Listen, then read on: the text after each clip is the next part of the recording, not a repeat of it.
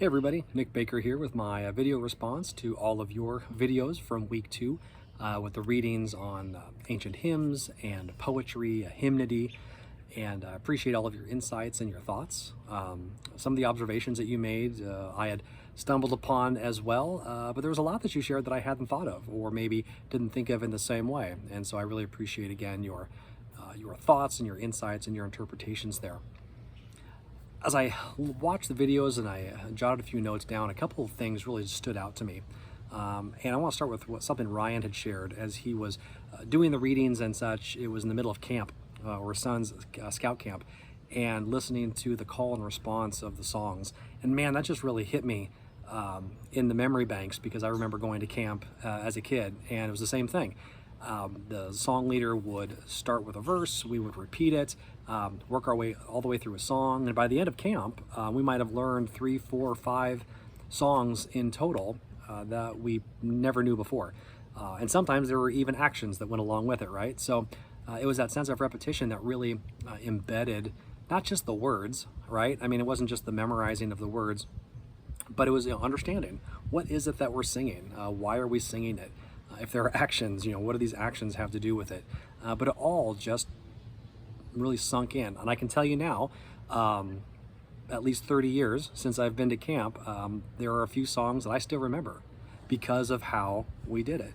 And it's that repetition, almost like a ritual, to harken back to O'Loughlin a little bit, and his talk about the Eucharist and the ritual therein.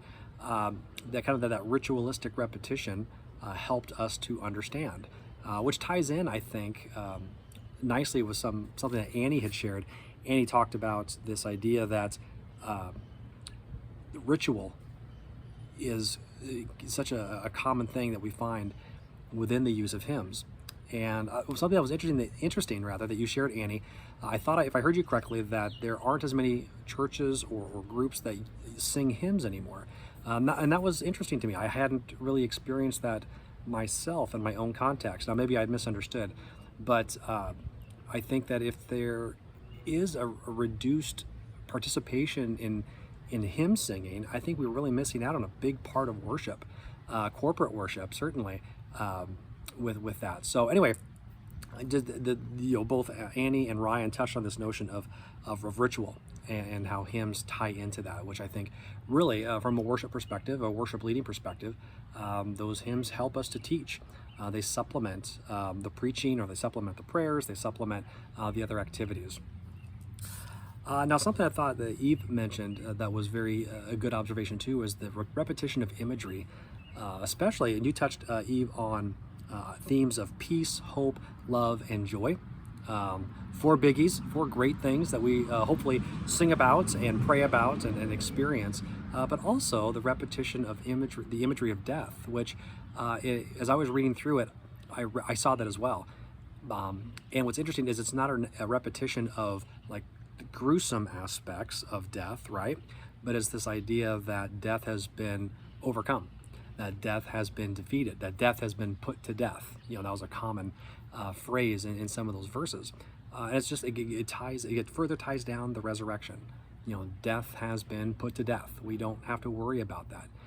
If we hear it once or say it once, or whatever the case may be, we might remember it. But boy, when it's put into hymn form, I think a lot of folks respond to music and respond to the rhythm and the meter of poetry, and I think that just really helps reinforce it. So I appreciate you commenting on some of those consistent themes that we find, not only in the ancient hymns, but we see them today, right? Don't we see them in our hymns today? Not just the ones that were written over the past 100 or 150 years, but even in some of our contemporary worship songs as well. Now, something that Chris had talked about is that, and I think this is so important, that the ancient hymns and ancient poetry, and in my opinion too, even ancient scripture and writings, all of that needs to be understood in its context. What was the context of when it was written? What was happening? What was the social structure? What were communities doing? How did people interact with one another? What was the stratification of humanity like? It's also important, and our hymns reflect that. Not only the ancient ones, but the hymns of today as well. So again, thank you so much for all of your observations. Tough to encapsulate all of the thoughts and such a short video, but look forward to continuing to learn more as the summer moves on week to week. So thank you so much. Enjoy those hymns, and we'll talk to you soon.